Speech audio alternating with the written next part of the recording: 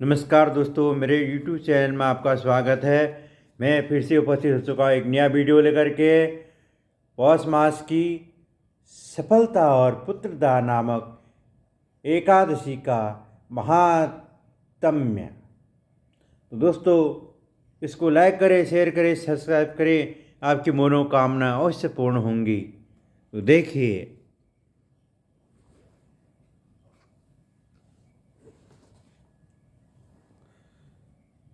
ओम शान्ताकारं भुजगशयनं पद्मनाभं सुरेशं विश्वाधारं गगनसदृश्यं मेघवर्णं शुभांगं लक्ष्मीकान्तं कमलनयनं योगविद्यानगम्यं वन्दे विष्णुं भवभयहरं सर्वलोकैकनाथम्।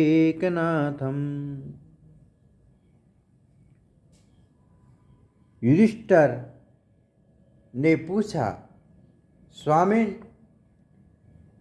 पौष मास के कृष्ण पक्ष में जो एकादशी होती है उसका नाम क्या है? उसकी क्या विधि है तथा उसमें किस देवताओं की पूजा की जाती है, यह बताइए। भगवान श्री कृष्ण ने कहा, राजेंद्र, बतलाता हूँ, सुनो। बड़ी बड़ी दक्षिणा वाले यज्ञों से भी मुझे उतना संतोष नहीं होता जितना एकादशी व्रत के अनुष्ठान से होता है। इसलिए सर्वथा प्रयत्न करके एकादशी का व्रत करना चाहिए। पौष मास के कृष्ण पक्ष में सफलता नाम की एकादशी होती है। उस दिन पूर्वोक्त विधान से ही विधिपूर्वक भगवान नारायण की पूजा करनी चाहिए। एकादशी कल्याण करने वाली है, अतः इसका व्रत अवश्य करना उचित है। जैसे नागों में शेषनाग, पक्षियों में गरुड़, देवताओं में श्री विष्णु तथा मनुष्यों में ब्राह्मण श्रेष्ठ है, उसी प्रकार संपूर्ण व्रतों में एकादशी तिथि का व्रत श्रेष्ठ है। राजन, सफलता एकादशी को नाम मंत्रों का उच्चारण करके फलों के द्वारा श्री हरि का पूजन करें। नारियल के फल, सुपारी, बिजौरा, नींबू, जमीरा, नींबू, अनार, सुंदर आंवला, लौंग, बेर तथा विशेषतः आम के फलों से देव देवेश्वर श्री हरि की पूजा करनी चाहिए। इसी प्रकार धूप दीप से भी भगवान की अर्चना करें। सफलता एकादशी को विशेष रूप से दीपदान करने का विधान है। रात को वैष्णव पुरुषों के साथ जागरण करना चाहिए। जागरण करने वाले को जिस फल की प्राप्ति होती है वह हजारों वर्ष तपस्या करने से भी नहीं मिलता।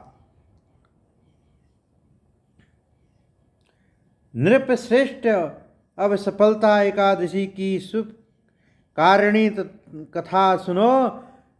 चंपावती नाम से विख्यात एक पुरी है जो कभी राजा महिष्मत की राजधानी थी। राजर्षि महिष्मत के 5 पुत्र थे। उनमें जो श्रेष्ठ था वह सदा पाप कर्म में ही लगा रहता था, पर स्त्री गामी और वेश्यासक्त था। उसने पिता के धन को पाप कर्म में ही खर्च कर दिया। वह सदा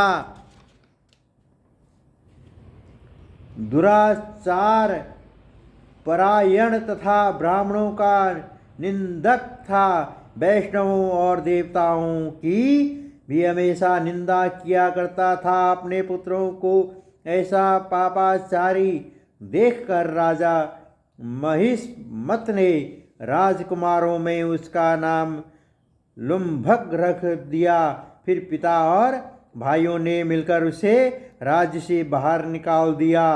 लुम्भक उस नगर से निकलकर गहन वन में चला गया। वही रहकर उस पापी ने प्राय समूचे नगर का धन लूट लिया।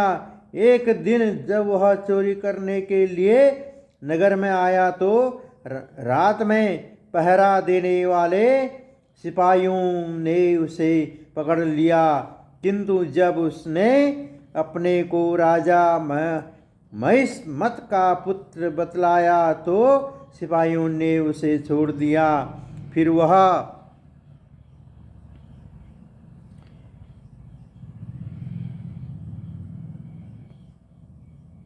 पापी वन में लौट आया और प्रतिदिन मांस तथा वृक्षों के फल खाकर जीवन निर्वाह करने लगा।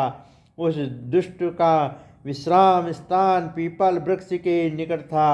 वहाँ बहुत वर्षों तक पुराना पीपल का वृक्ष था।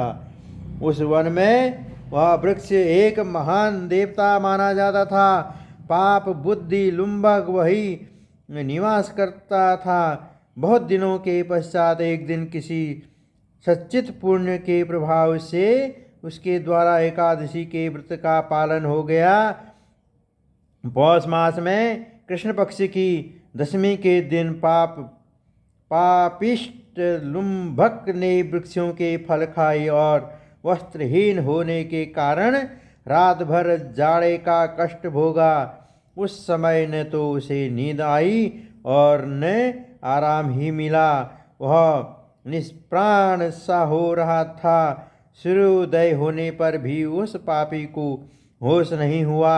सफलता एकादशी के दिन भी लुम्भक बेहोश पड़ा रहा। दोपहर होने पर उसे चेतना प्राप्त हुई।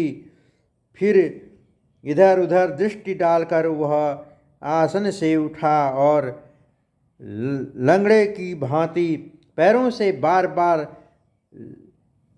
लड़खड़ाता हुआ वन के भीतर गया। वह भूख से दुर्लभ और पीड़ित हो रहा था।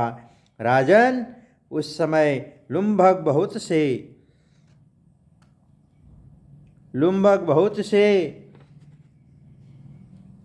फल लेकर ज्यों ही विश्राम स्थान पर लौटा त्यों ही सूर्य देव अस्त हो गए।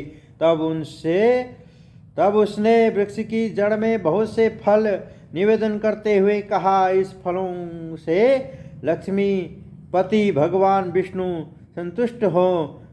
यों कहकर लुम्भक ने रात भर नींद नहीं ली। इस प्रकार अनायास ही उसने इस व्रत का पालन कर लिया। उस समय सहसा आकाशवाणी हुई, राजकुमार, तुम सफलता एकादशी के प्रसाद से राज्य और पुत्र प्राप्त करोगे। बहुत अच्छा कहकर उसने वह वरदान स्वीकार किया। इसके बाद उसका रूप दिव्य हो गया। तब से उसकी उत्तम बुद्धि भगवान विष्णु के भजन में लग गई। दिव्याभूषणों की शोभा से संपन्न होकर उसने अकंटक राज्य प्राप्त किया और 15 वर्षों तक वह उसका संचालन करता रहा। उस समय भगवान श्री कृष्ण की कृपा से उसके मनोज्ञ नामक पुत्र उत्पन्न हुआ।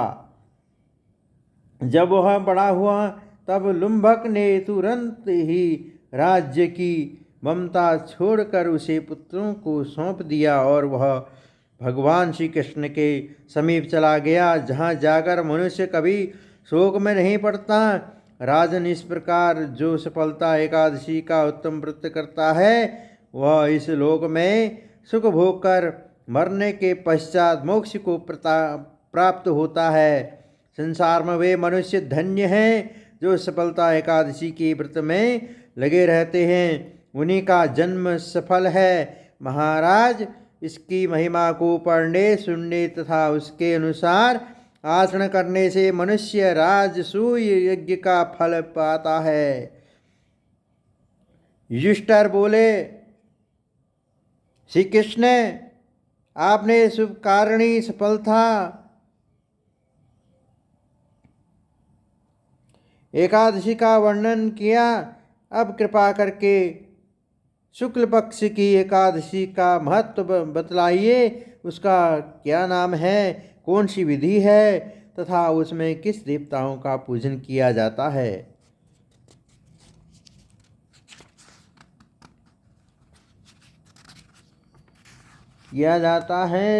भगवान श्री कृष्ण ने कहा, राजन, पौष के शुक्ल पक्ष की जो एकादशी है उसे बतलाता हूँ, सुनो।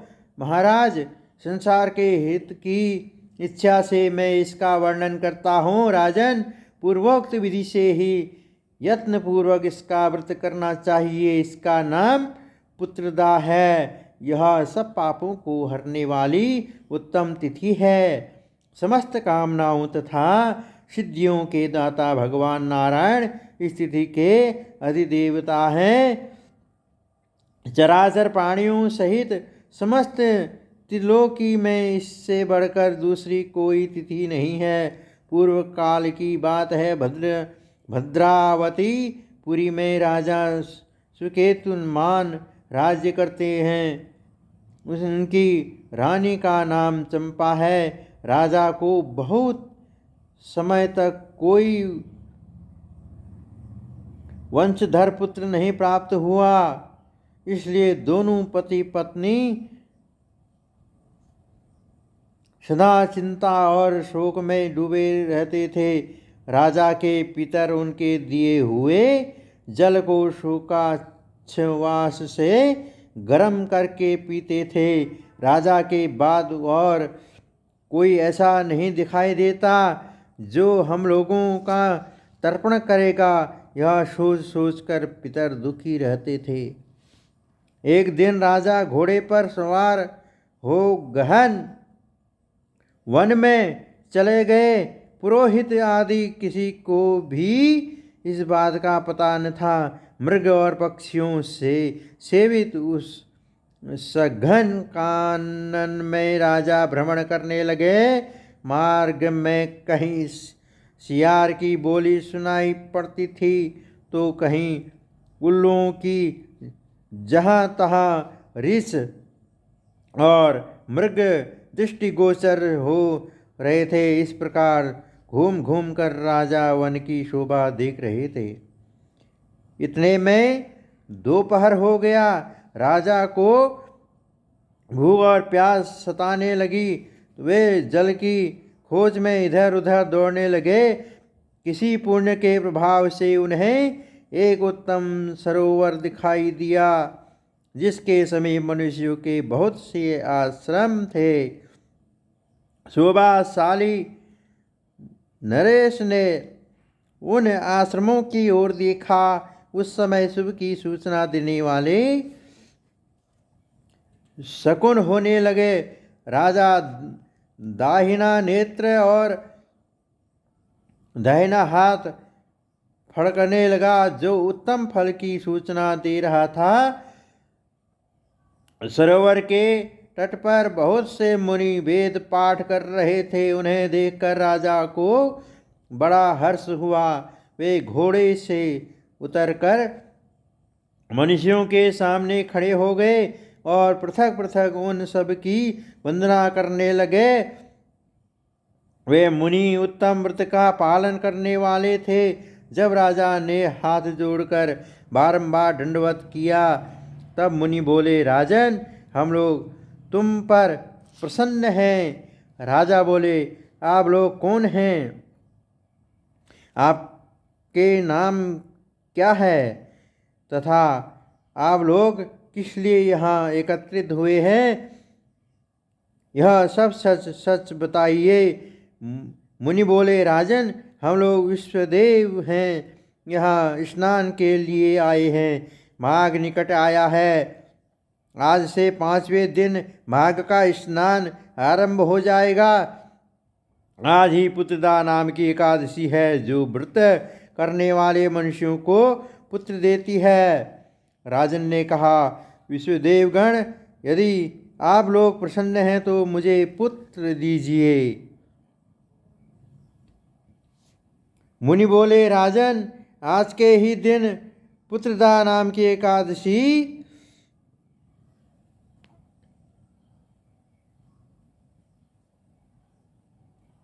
है, इसका व्रत बहुत विख्यात है।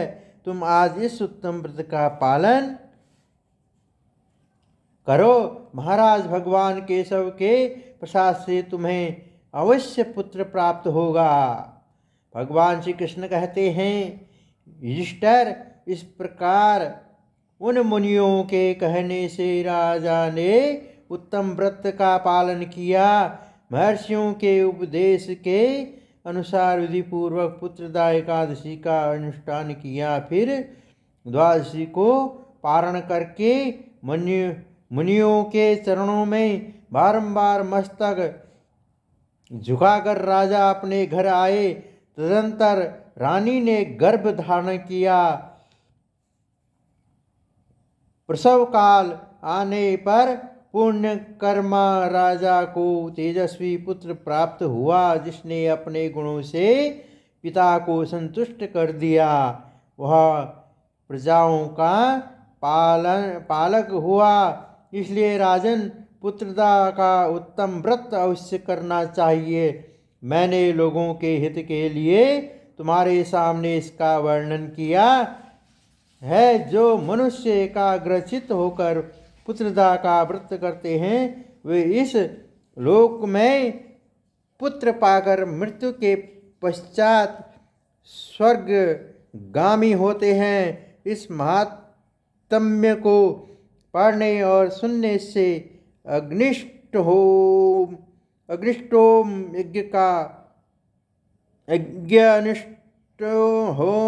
यज्ञ का फल मिलता है। जय श्री राधे कृष्ण।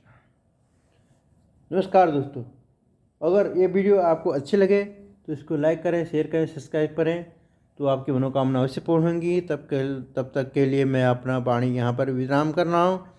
अगली वीडियो में फिर से उपस्थित होऊंगा। नमस्कार।